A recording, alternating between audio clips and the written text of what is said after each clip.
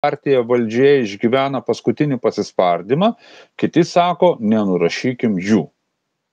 Kaip jūs Aš pradėsiu nuo to, kad konservatorių nėra. Landsberginė partija yra tik tai tokį neteisingą pavadinimu vadinama, nes konservatyvi yra labai gera jėga.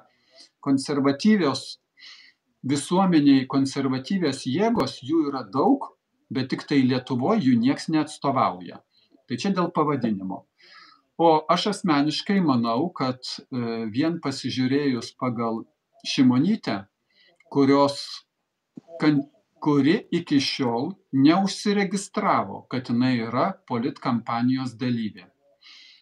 Tai jinai nėra užregistruota. Gitanas Nausėda yra užsiregistravęs, o Šimonytė ne. Tai aš darau prielaidą, kad turint omeny tokius reitingus, bus padarytas, kaip rusiškai, šak kaniom, ar ne, ėjimas žirgu, ir bus pasakyta, kad Dalia Grybauskaitė ateina gelbėti padėtį ir jinai bus nauja Dalia, Lietuvos Dalia, su kuria turės susidurti Lietuva. Nes toks bus ėjimas padarytas, nes su šiuo Šimonytės dabartiniais reitingais tai yra ir gėda partijai, ir gėda tėvynei.